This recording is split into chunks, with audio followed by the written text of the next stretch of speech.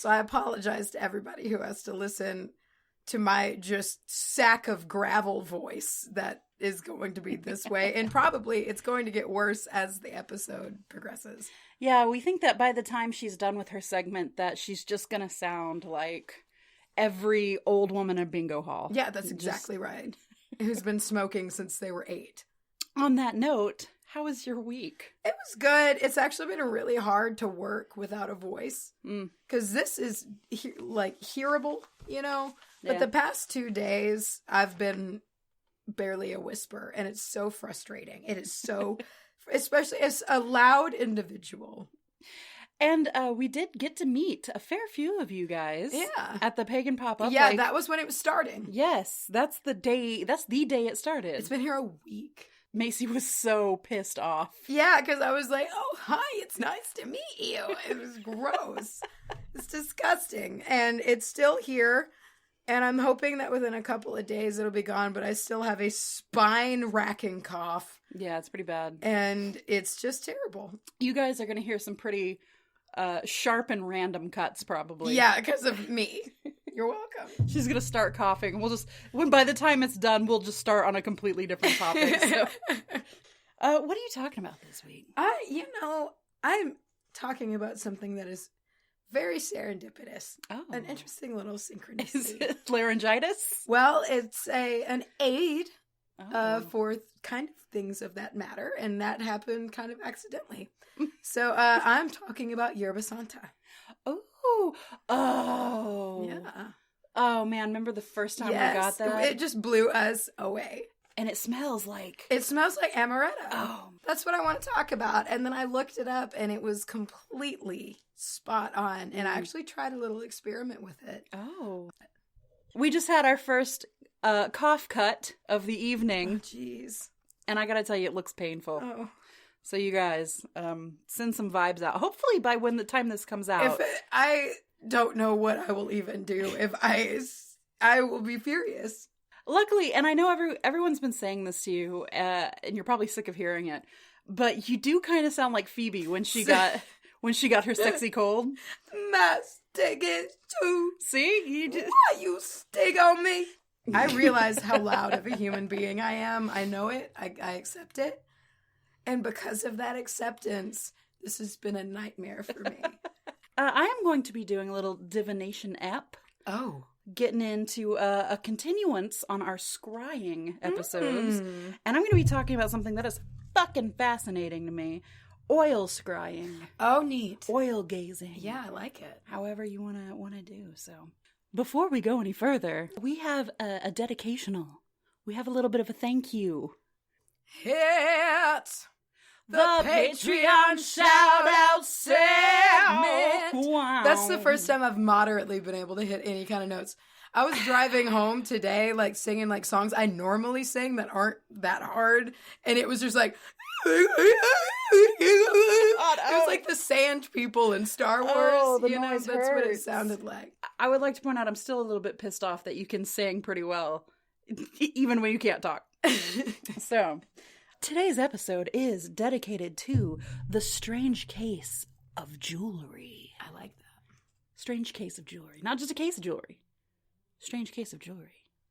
Is it a strange case? The strange case. The strange case. See, it could go two ways. Because it could be a literal case, like a strange case. This is strange. This is a strange case or of the jewelry.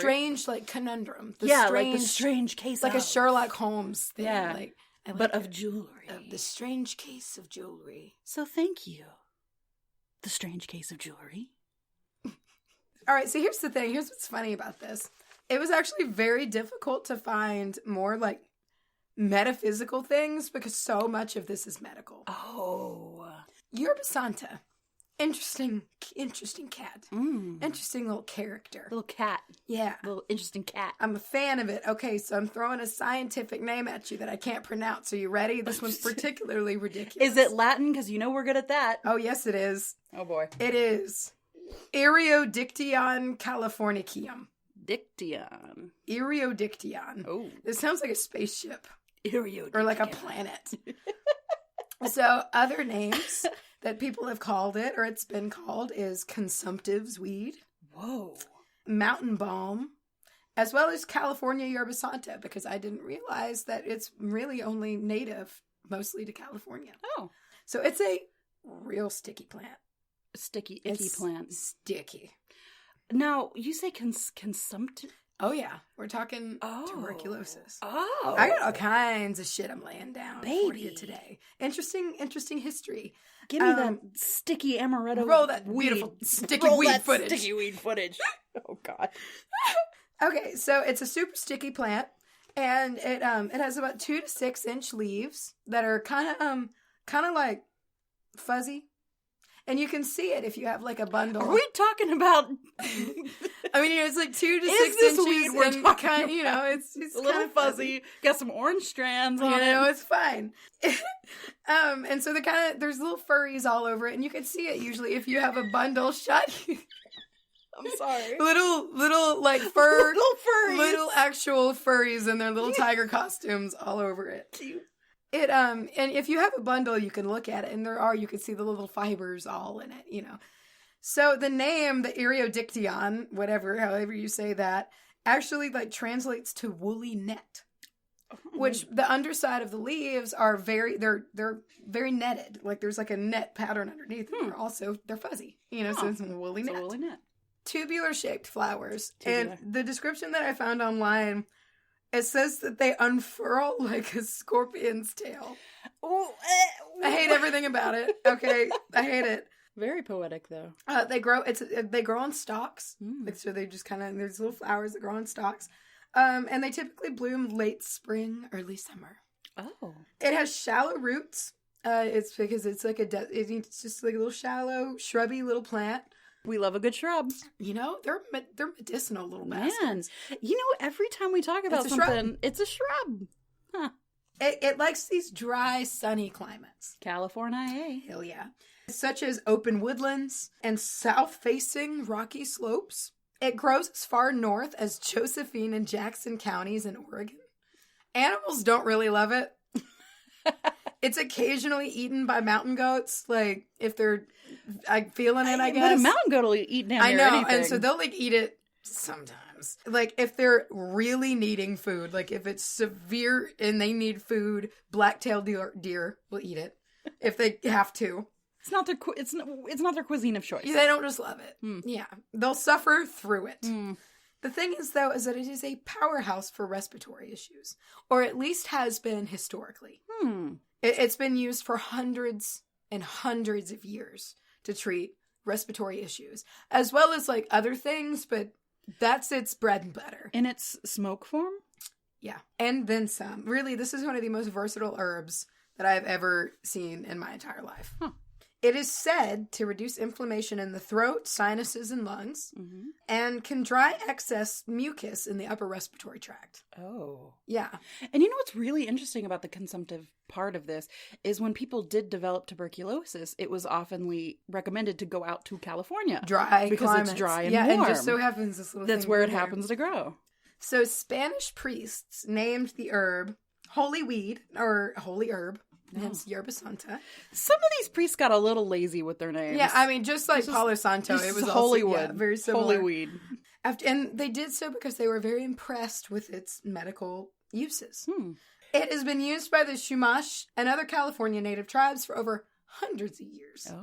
Very rich history with its use for its pulmonary properties, as well as for the treating of surface wounds, even bruises. Basically, mix a certain amount of the herb, mash it up with water, and pack. It was formerly used. I thought this blew my mind a little bit. So it was formerly used as a treatment from 1800 all the way to 1960. Whoa. For conditions such as asthma, bronchitis, bacterial pneumonia, tuberculosis. This ended in the 1960s due to drug regulations. Whoa. Yeah. And how would they prescribe that? Like, because you think early on it would probably be smoke and that's stuff, that's where I'll get you. So it's really you can do so much with this thing. Oh man. It's actually used in the pharmaceutical industry to mask nasty medicine flavors. That makes sense, man. If it tastes like it smells, I'm in. I'm about it. So it can be used in a smudge, tea, tincture, poultice, liquid extract. So you can actually in health food stores buy like drops of it, like it's like this extract. And for people who also had these lung conditions, they would make a poultice on their chest. So they would lay them down and make a warm poultice and change it. Like, I want to say it was like every hour or something like that. And it's supposed to soak through your chest and hit your lungs. It sounds, if nothing else, very soothing. Yeah. So unfortunately, though, despite its like pretty rich medical history, there's not a whole lot of studies on it. Let's get on that. Yeah, I mean, really. But there have been a couple. And the couple found some real heavy shit. 2 separate studies. They each, one found, of course, they kind of were able to confirm a little bit of these anti-inflammatory properties that it has just in, one study. And another study noticed that there were some, like, anti-cancer or cancer preventative studies to this as well. I don't know, like, the way that they were administering it, but it was just some evidence that was gathered. But there's just not really enough studies out there about it to gather enough of, evidence to be like, this is this and this is that. So really, with all of that, those are some health benefits. And today, this morning, I didn't know any of that part, I came into my little Zen room and I had to take notes. And I woke myself up at 5 a.m. from, like, I really thought my brain was going to pop my eyes out. I was coughing so hard. Like, it was horrible. And so I came in here, saw the little Yerba Santa, and was like, I'm going to look that up. And then immediately found all of this. And I did. I lit it up and I breathed it in and, like, just breathed it and breathed it and breathed it. And I didn't cough really today until noon. It made a difference for me. You should have some going I would say it was placebo. Maybe it was. I don't really know how that works. Again, none of this is, like, fully, completely medically verified, but it did soothe my lungs. It calmed them down. Along with all of that lung business, it's a good-ass meditation tool. Yeah. It's really good at helping you find your inner being, your inner self. It's a good spiritual cleanser because of that connection with your inner self. It can just kind of give you a good cleanse. So not only with meditation, that makes it great for divination. Get your mind right, find your inner self, channel that magic. This was pretty interesting, and this is my last little thing. I feel like I blew through this. I'm scared that if I don't, I won't be able to speak. A really good tool to use in tandem with sage, burning together, because sage cleanses your space, your exterior, your rooms, while Yerba Santa cleanses your being, your inner spirit. So it kind of covers all your bases. Yeah. So, like, you get your both going, and then you come through with some Palo Santo, and just replenish. Oh, baby. With sweet, sweet terpenes. With sweet spirits trapped in the wood. So that's all I have. Very fascinated by it. It was, it's really fun to get a topic, because, we research a topic every single week, and it's fun to get one that really, like, when you're researching it, you're like, whoa, wow, this is crazy, and you're kind of, like, enthralled. And that's how I was this morning. It was fun. Plus, I found a good pen. Oh, and yeah. I think people will know what I mean, like, because my handwriting is bananas, and so, like, and this paper I write on is, like, heavy parchment. It's recycled cloth, essentially, and so, like, the right pen, it feels like magic. Mace's lit up her Yerba Santa. She's basically has it inside of her mouth, sucking in some healing smoke. Got some tea. I'm gonna press on. I'm gonna press on with this scrying series.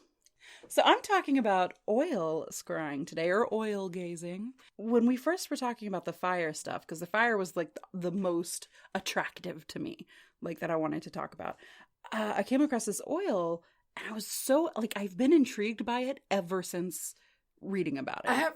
I know this is not how it works. But I can't help but imagine somebody, like, just trying to stare into a pan of, like, bubbling grease, and they're just like, God damn it! And they're, like, trying to look, and, like, and it's just popping everywhere. Is this somebody, like, over a fryer at Burger King, and they're just, tell me my future? Just trying their hardest. I guess you kind of could. It's really similar to water gazing. It's similar but different. Like, all these scrying methods are basically the same. Like, you're gonna look into something and divine. But I think this is one of the cases where, like, the history behind it is almost more interesting than, like, the actual, like, uses today. So just for a bit of background, if you haven't heard the other scrying episodes, or if you are unaware, scrying is the ages old act of looking into a medium of your choice. There's fire, water, skin. I mean, if it exists, you can scry with it. Yeah, I saw that people would oil down. Yeah. Maybe it was you who told me. Yeah, we in talked that about episode, it. we talked about, oiling up somebody's body and just looking in it. And I wanted to reference that a little bit. That was episode 17. I picture a really well-oiled ass cheek. And that's what you know what? I literally picture ass cheek every single time. It's the biggest, it's concave. Or it's convex. Yeah. So you look into your medium of choice and divine in whatever way you choose. Some people divine to actually speak to the divine. Some people divine to speak to those who have crossed over, or just to get answers. Think of it kind of like your magic 8-ball in a sense. So oil divination is also known as, and excuse me for this in advance, lacanomancy. And it stems from the ancient Babylonians. So there's evidence to suggest it goes as far back as 2000 BC. So super duper old. And there's preserved writings that suggest it traveled from Babylon to the Euphrates and then to Egypt. So usually when oil divination is talked about or referenced, it's referenced as this ancient Egyptian thing. So we're talking the Fertile Crescent area, old time. Yes. Yeah. Seriously old. Because it didn't really come to the Egypt area until about 200 BC. And they say 200 BC to 500 AD. So there's a big chunk of time. I feel like they're taking a little bit too much liberty there. Yeah. It's man, if I could do that in my job, be it's I don't know, $2,000 or $30,000. Or describing an assailant, describing someone to the police. I don't know. He was 5'2", but goddamn, he might have been 6'7". I'm just really not sure. Really long hair or a buzz cut, and but from a lot of what I saw, people suggested it was more towards that 200 BC area. Anywho, in Babylonian tradition, there was a lot of techniques for this type of scrying. So it wasn't just slapping some oil in a pan and looking at it. There was all kinds of ways to do this. A lot of these techniques usually involved young children to act as a medium. So that whole thing we say about how kids are better connected. More sensitive, yeah. They're more sensitive. They can see and hear and communicate better. However, it is highly debated today about the ethics of using your child to do this with. Yeah. And it seems to be a tradition that has been lost to time and is frowned upon today. But still, it was really interesting to see that in this area at this time, all of this scrying was young children, and then they would have a priest or somebody see over the ritual, I guess. So I'm going to read you some of the techniques from this era that are super, super old and have been found in those Greek writings from the 200 BC to 580 area. But they're even that old ass era is referencing something much, much older. Greek, not Egyptian? Yeah, the writing was Greek. Oh, okay. So it moved to Egypt around 200 BC, and then it kind of spread out to the surrounding areas. Okay. And then finally the Greeks wrote about it because that's what they, that's what they did. That was their gig.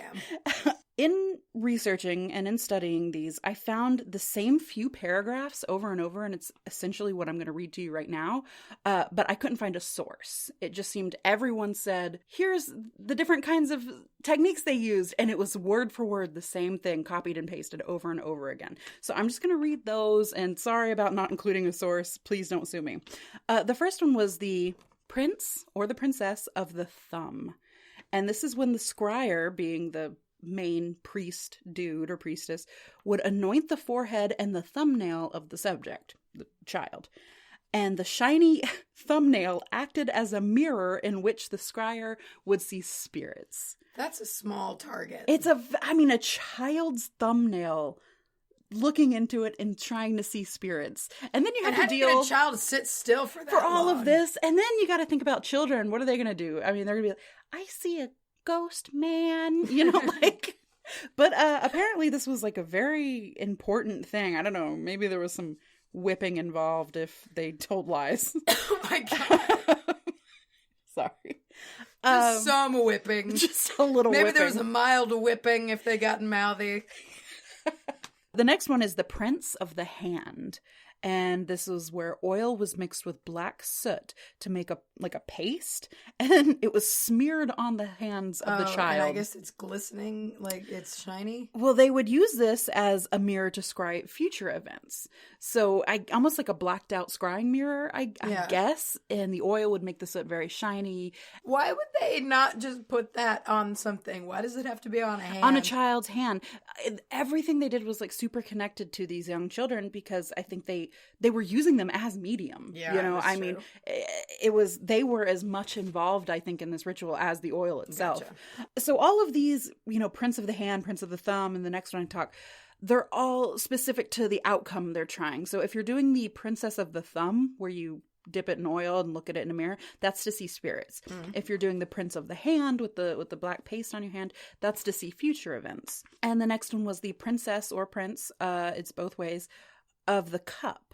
And oil would be used to coat the inside of a cup, and then the cup was just like tipped over on its side to be used as a concave magic mirror to capture and magnify the light of a candle that was fixed on its inner rim. There are easier ways to do this. I mean, man. Also, this all just seems very not fire safe. Just slathering a cup with oil and sticking a candle in it. But that was kind of a combination between oil scrying and fire scrying, and how the light would flicker off and then I guess maybe cast on the wall or something. It's just all so specific and strange. I'm picturing, so like, you know, in The Big Lebowski, you know, Julianne Moore's eccentric, weird-ass character? It's like, this is what I picture them doing. Like, like her and her weird giggling friends. No, if you're going to do it, you have to slather your hand with soot and oil. And then one of them would giggle a lot. Yeah. It's like, that's what I'm picturing. The nihilist. No, Donnie, these men are cowards. My favorite line. All right. In addition to these very specific prince and princess forms of child scrying, so a lot of times you'll mix water with your oil, and I'll get more into that later. But the type of water you use depends on what you're gonna see.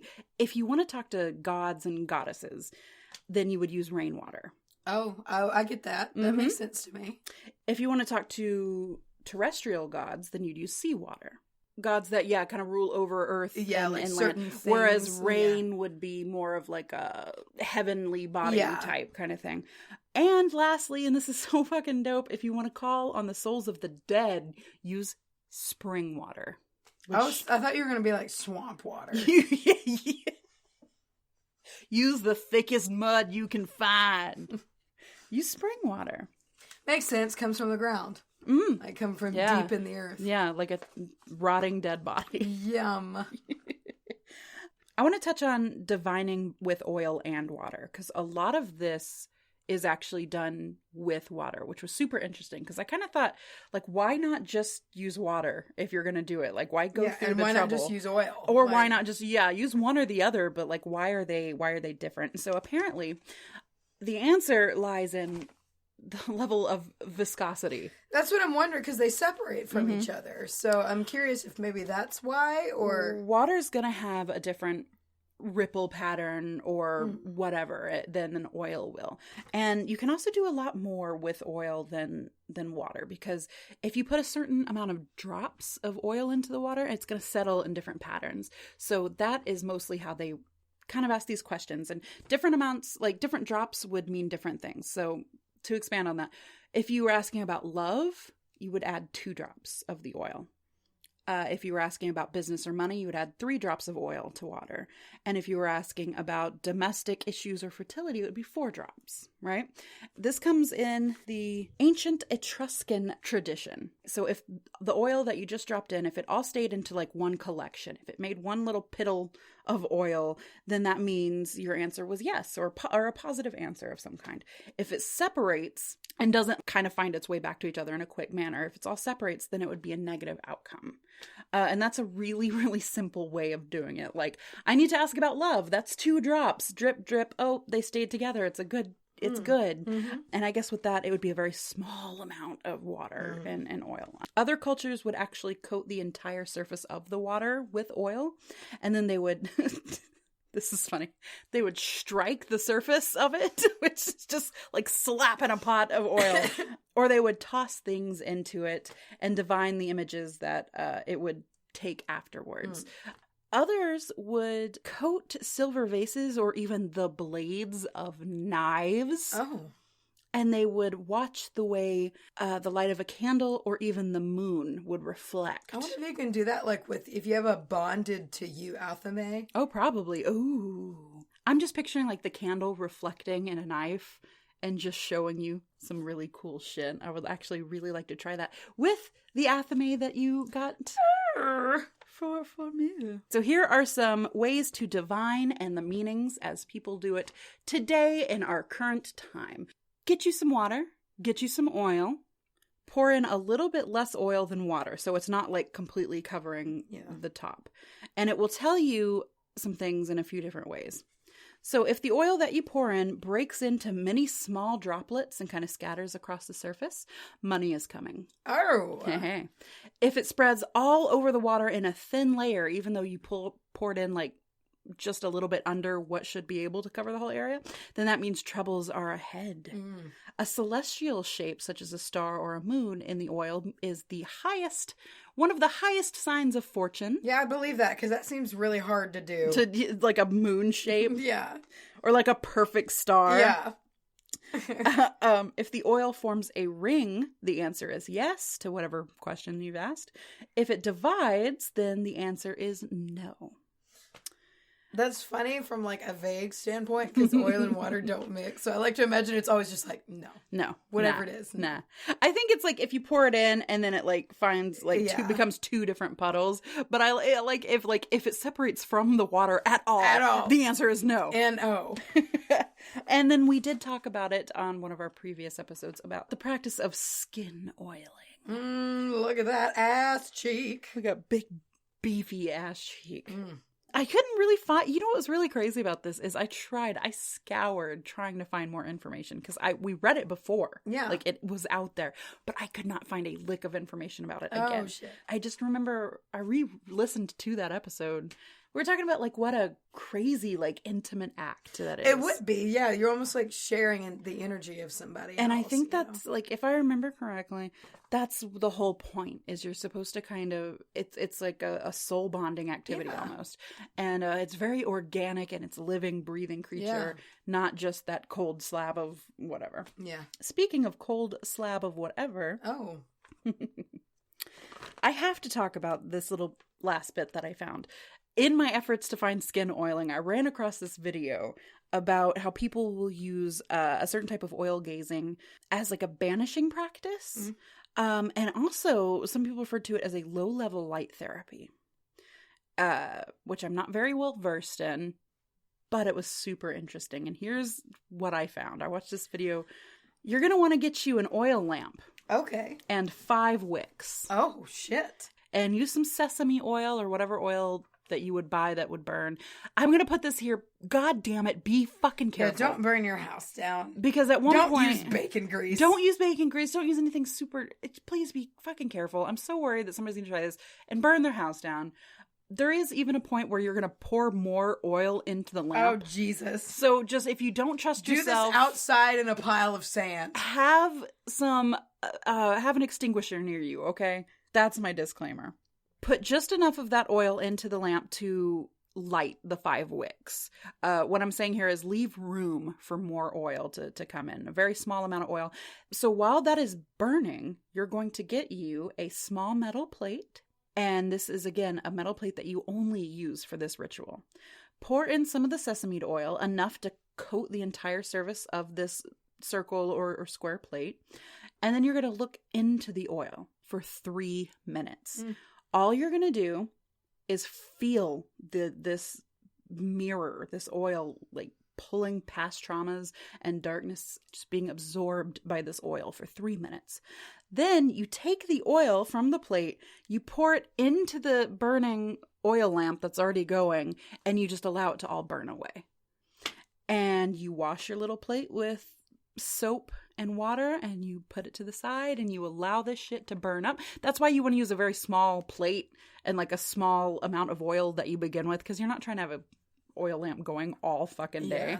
But it's just going to burn up and it's going to go out into the ether and then you're cleansed. You're done. You're done. And it's not technically fire divination, it's not technically oil divination, but it is a form of oil gazing, which was extremely interesting. And to wrap up my little seg here, I've got a recipe for some divination oil that you could use. Should you want to do the skin oiling, or should you want to do the thing where you drop different amounts of drops in and see what happens? I have your carrier oil if you are using this on skin. Don't put this on raw. Add to it 2 drops of lavender, 1 drop of rose, 1 drop frankincense, and 2 drops of sandalwood. Oh, yeah. All of that. I just want to put that on my body. I want somebody to do like skin divination oiling on me, so like I can just have I just want to lay there and smell it, and it's it. like y'all can just stare at me, but I'm just gonna sit and smell divine what you need, but I'm just gonna wear it like perfume. Yeah, that's what I would do. I chose these oils because they all have a very high frequency. Yeah, they do. Or they connect in some way to like a higher spiritual realm. Yeah. So they're gonna help you in that divination process. Yeah, all of those together, that's a powerhouse. That's a powerhouse. Light you some Yerba Santa and blast off. Get you some black sage going. Macy. Yes.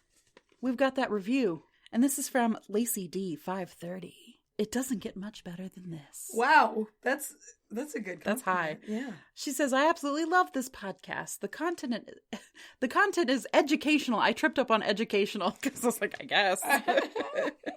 The content is educational and easy to understand. While the hosts are hilarious, genuine, and down to earth, I feel so full of myself reading that. Yeah. If you're looking for a podcast that feels like exploring the world of witchcraft with your best friends, then this one is for you. Keep up the amazing work, ladies. Lacey D 530. Very sweet. Very sweet. Thank you so much. We have socials. You know why? Because we're social people. Well, Macy my moon is in Cancer, so I mean, I'm not really that social. So, are you ready for it? I am ready for it. All right, we have an email. One email. One. Just one. Just one. And if you want to send just one email to our just one email, particularly spooky stories, because you guys. Oh, fuck, dude. We haven't even mentioned it. Next fucking episode. On the next episode of the WBH podcast. Oh, we're getting spooky. Someone will die. We are getting spooky. We are also on Instagram. We're getting better at posting again after a little bit of a hiatus with no real purpose or cause. Well, the holidays. Let's throw it in there. At Witch Bitch Amateur Hour. We're on Twitter at A Bitch Hour. Facebook at Witch Amateur Hour. And we are on Patreon at patreon.com/WBAH podcast. We have a P.O. Box. P.O. Box. You can send mail to P.O. Box 865, Canton, Texas, 75103. Oh my God, it's completely vanishing. It's really, I'm having to like cram it in. Before we go, we have a little thing called the Pagan Pop Up that we want to talk about. What a blast. You probably heard us talk about it. You probably saw us blast it all over social media. We went to the first ever Pagan Pop Up in Denton, put on by Horror Freak, Marrow and Moss, and Brujaus. I had the best day. It was so good. First and foremost, we met a handful of you guys. Oh, yeah. And I want to say hello, and we're not blasting out names. You know who you are, and thank you very much. And everyone was so lovely, and I wanted to sit there and talk to everybody all day long. I know. It was so hard not to. Even better, they found each other before we got there. We got there a little late. That was, we did. But we didn't actually realize how far away it was from my place because we're dumbasses and didn't look at it. Yeah, we're amateurs. But we got there about an hour later than we wanted to. But they found each other. Yeah. And they just hung out for a bit, which is so fucking really, really cool. And as we're sitting here talking, Mace, it's funny, we're both in our screen printed t-shirts. Oh my God. With artwork by the amazing Morgan over at Marrow and Moss. Oh my God. Do you know, I have been so proud wearing this shirt all day today. You know, I mean, this is probably the 4th time I've worn it since then. And we're also both wearing our new pieces from Kailur Jewelry. Oh, yeah. Which so many of you guys went, even the guys that we didn't, even those of you who we didn't get to say hi to, so many people went over to Kailur Jewelry and told Colleen, hey, we heard about you from the wbahpodcast. Yeah, no, that blew me away. That just blew me away. I know, it was so good. I mean, so many other completely talented people were there, and it would basically just be me listing all of the vendors to mention everyone who was fantastic. But we we never want to go like crazy about materialism, and like do this so you can buy this from such and such. But it is wonderful to support local brilliant artists. And it's just a great day. And there was some Primo Cajun food. Oh, baby. I forget who did the food. It was called Later Gator. Later Gator. Oh, they had a food truck come out and we got some beignets. I had fried boudin balls, which were out of this world. And Lyra had some bangin' etouffee. That's right. It was so good. I guess they're in the Denton area. I don't know, but check them out. If you're up there, get some of that because it's fucking dope. And those Palo Santo coats. They're my new obsession. I mean, really, they are special. They're very, very good. Yeah, those came from the Blue Lotus shop, and they are wonderful. That's also where my Yerba Santa came, and it burns great. I love it. So, yeah, that was a good find. That's the first time that I'd seen of that business, and it's just, oh my God, those cones. It burns so smooth. And I hit up Moonlights Apothecary. Can we talk about Jordan from Moonlights? I am so in awe of her. It's not even the way she talks about her product. She's like, I made this in accordance to like the moon schedule. She is a witch. She's a witch. She's a real witch. It exhausts me because like she seems like she is dawn to dusk busting her ass. I imagine that she is. She seems like she works hard. And so much energy is going into. Can you imagine? Yeah. And like the quality of it. Like I got this bar of soap. It was Ganesha. And how's that? We didn't talk about that. It's wonderful. Oh my God. Good. It's wonderful. I shaved with it. And every time I shave, I usually break out in like a razor, but it didn't happen. But this lotion.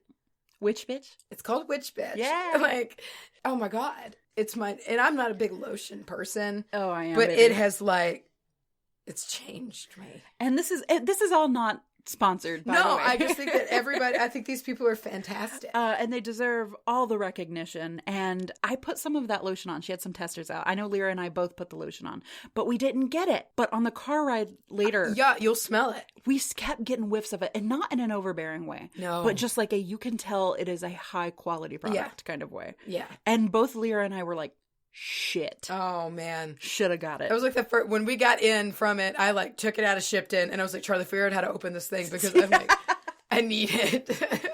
And everybody was there and I wish we could just run down this whole big line of people. Luckily, I don't think we'll have to. There is a new Witchy Bazaar 420. Baby. It's 420, baby. Aside from witchiness, I had never been to the Armadillo Ale House. That place was tits, man. It was so I loved cool. it. I'm a huge fan of people who can take a small space and utilize it very well. Not an inch was wasted. We got the pleasure and the privilege to talk to Wendy and Bear over from Artio Artisanals. Thank you. They were just telling us how busy it was, and I'm sure they were exhausted. Oh, yeah. Oh, my God. Yeah, she got a chance to sit down. We ran into her outside as it was kind of closing down. She was just having a moment, and we were just like, this is the first time you've sat down. Yeah. And she was like, yeah. Well, and it's just like, because Wendy is so, oh, my God, she will take, even if it's as busy as it can be, she will take 5-10 minutes and talk to you and explain to you how things work, and that takes a lot out of you. Yeah. And doing that all day long because she does it with conviction. She does it because she cares. So, I mean, it's like having those conversations all day as well as working and running your business. She had to have been all of them had to have been exhausted. Yeah. However, I am glad to see it. Yeah. Oh, yes. Because it just means, and I mean, guys, even though this was Denton and this is where a college is and a very kind of artsy college. Oh, yeah, very. UNT is at. So, yeah, we were probably seeing a bigger amount of people because of the area it was in. But guys, if this can happen in Texas, then this is just a sample portion of what's going on everywhere. And that's very heartwarming. It's very good. So anyway, I think that might be all we've got for you. I need to go eat lasagna. I think we're going to go eat some lasagna. This has been should we do our old school closeout? Yeah, we haven't done that. We haven't. I'm feeling it. This has been the Witch Bitch Amateur